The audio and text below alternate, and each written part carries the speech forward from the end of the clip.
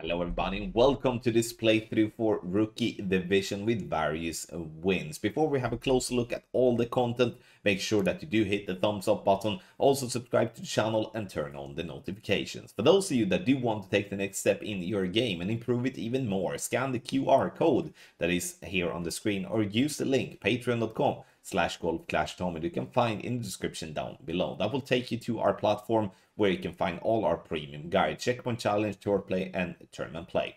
Last but not least, the info box on the right hand side gives you the club distance adjustment, elevation adjustment, also a ball and club type I suggest you to play with. Have in mind that those are all suggestions and you don't have to follow it if you don't want to, but there is always a plan behind it. So let's go to hole number 1.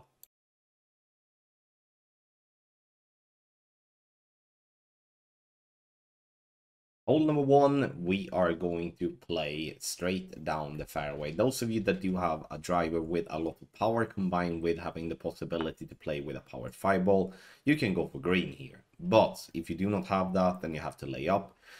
And I'm using my extra mile together with a navigator. Using some topspin together with the one right spin. Almost half a ball of right curl. Adjustment is max plus 10. There is loads of fairway to play on, so make sure to give yourself room left, right, and obviously at the top there. But I would say the closer we are towards the green, the easier the drop for the eagle is gonna get. Because if you are a tournament player that are looking for the top spot in your group, then this is a hole that you can obviously miss it, but it's definitely going to be negative for your final position, because this is a shorter par 4 where we do want to have a good chance for an eagle, and it will always be a good chance for an eagle as well. Ball guideline to hole here, 10% elevation, true club distance. Here we are somewhere between the minimum and medium distance of our clubs, so we're not going to adjust much. I think I adjust like 0.8 rings here for the 2.4 miles per hour. Perfect ball, lands on the fringe, rolls up the green and dropping dead center for the eagle.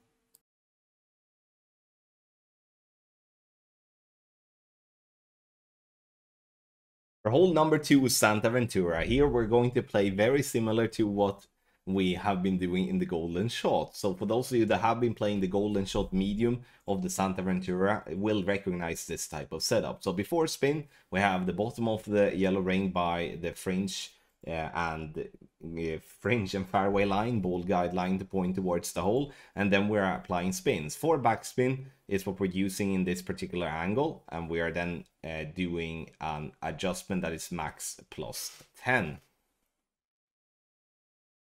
So once we have made the adjustment, you will see here now that we're going to have the first bounce on the fringe and the ball bouncing itself up towards the hole. And this will always be a solid chance. In a worst case scenario, you will be just around the pin and get yourself a safe birdie. But if you are lucky, you will do as I'm doing in the video, getting an hole in one.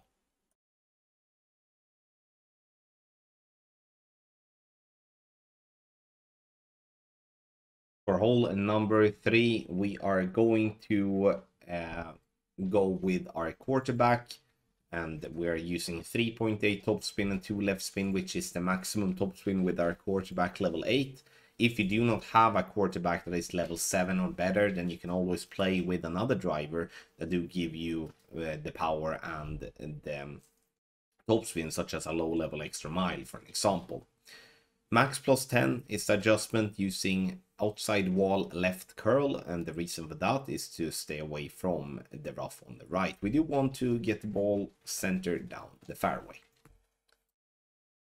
On the second shot, we are going to try to get into the funnel. Now, when we do not have a good ball guideline with our Grizzly, that's going to be a little bit more complex than what it would be if we do have, let's say, a Grizzly level 7 plus, or we do actually play with the sniper. The sniper you can play with if you do have a shorter drive than what we have. But now I'm trying to use eyeball to get into the funnel, which is going to be approximately where I do aim with my club there. No elevation on the approach here. As you can see that we are on the same height as the pin with our ball. Perfect ball. bounces on the fairway and then just onto the green, light we aim, takes the funnel down and dropping dead center for the albatross.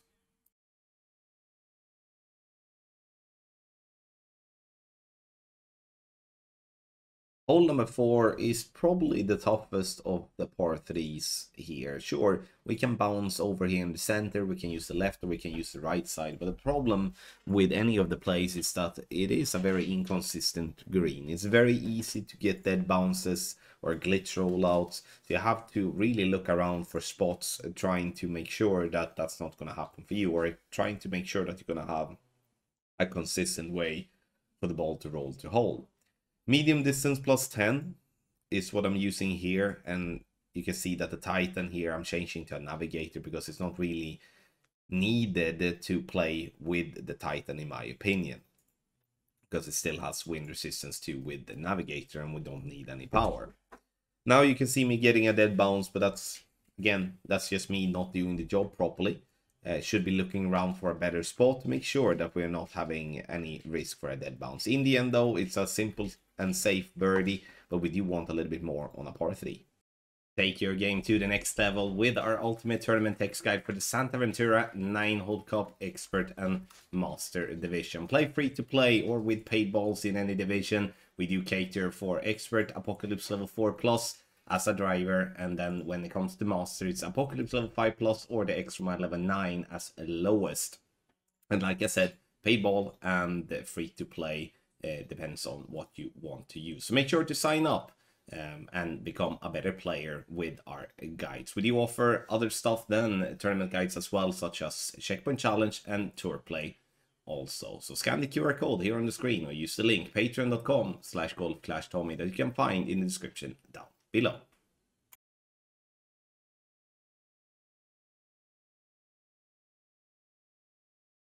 Hole number 5 together with hole number 9 is most definitely harder than any other of the holes of the Santa Ventura to drop. Not to get the intended eagle and such, but to drop. So what we're gonna do here, as we do not have enough power, we do not have enough curl on our club, so we are going to aim on the first fairway to bounce over the water.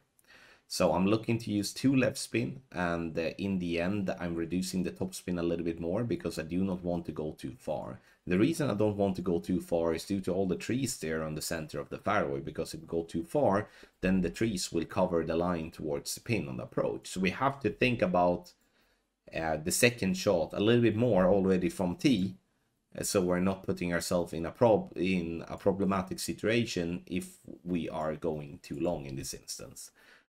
As much curl as you can to the left. We do want to go as left as possible as well. That's going to put us closer towards the green. Second shot is going to be with our sniper. Now we do want to use all the topspin that you do have on your sniper to try to catch the downslope on the green towards the pin. That's a glitchy type of spot and it's very hard to be consistent from this distance. So my recommendation is to use all the right spin you can together with the top spin. The right spin is to help staying away from the trees on the right. And even if the ball guideline in this instance are showing that you should be clipping the tree, the wind will then push the ball more left and it will avoid the tree. With a perfect ball here, that would have been very close for an albatross. Good speed, but in the end though, on this hole, I should not expect more than an eagle.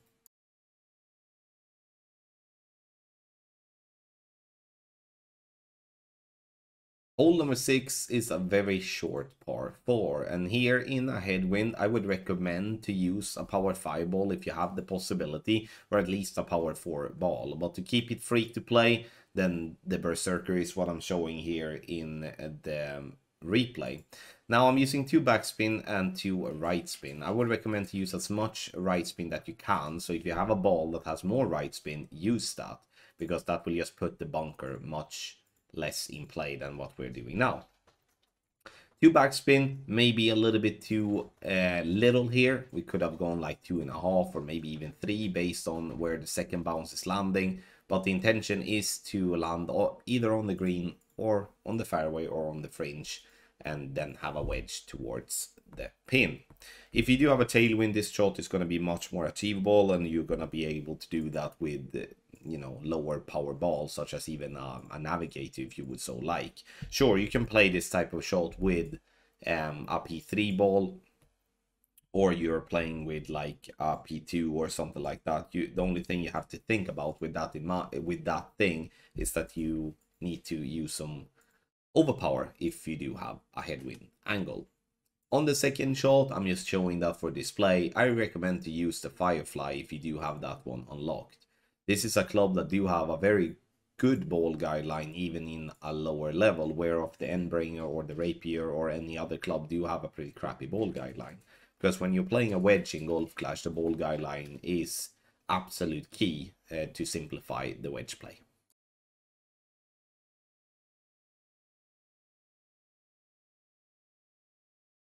On hole number 7 here, we are going to go for a rough bump. You may be thinking, why go so aggressive when we can use the fairway? It's because the rough bump is so large, combined with the fact that you can control the rollout in a much bigger extent by doing the rough bump compared to bouncing on the fairway. Because if you bounce on the fairway, you will come in with much more speed, and then there's a risk that you fall down the left side of the green, and from there it's going to be a very problematic putt. Here we can apply backspin, making sure that we're not falling down the left hand side, even if we would hit great left or great right.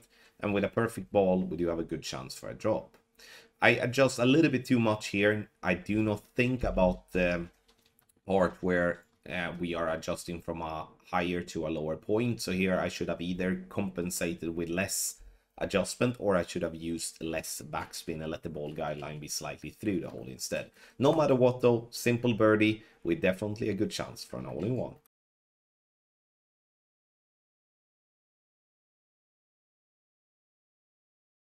Hole number 7. Here I play with the driver that gives me the most power possible, and I'm gonna try to trickle the ball forward on the tiny fairway on the right. Why do I do that? It's because it offers the best possibility for a drop from distance, as from the right we are then allowing ourselves to play with a long iron to pin. 3.5 bar backspin, 1 right spin, aiming to have the ball guideline center down the fairway, and you can see that my target is slightly favoring the right side. Adjustment, maximum distance with a 10% elevation. Center the ball and hit perfect.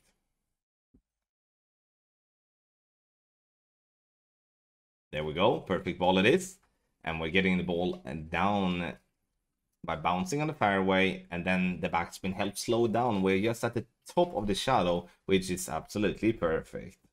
Let's take a look at the second shot, where we're gonna play with the long iron that we do prefer. You can play Backbone, Goliath, or Grizzly. B52 doesn't really matter, but choose the one that do have the best ball guideline. First, I'm looking to see if there is a rough bump by the green, but no, there isn't really anything there. So we're backing up, playing with the Goliath, bouncing off the water, which is the standard way of playing on this par 4. A little bit of left spin, 2.5 bar backspin. And we are letting the ball guideline to be favoring left side of the cup. And the reason for that is that the green slightly falls left to right. 10% elevation through club distance, so you check where max club are, check where min club are, and make a decision after that.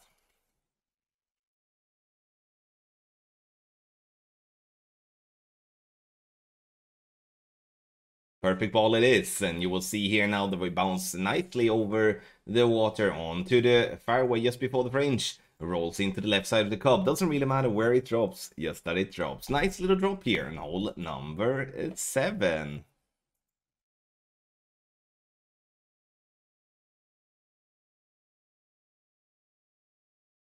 On the drive here on hole number 9, we do need a drive with a decent amount of curl. That's why I'm playing with a quarterback, because my other clubs do not have enough curl to get around the trees. That's the most difficult thing here with the drive. It's like we do need to get up to the top left of the fairway, but we can only get that by going around the tree. Sure, you may be thinking, driving over the big rough there on the left. And yes, you can do so, but you do need to have a lot of topspin. You do need to have what I would like to call a big boy club, such as like an Apocalypse 06 Plus or something like that.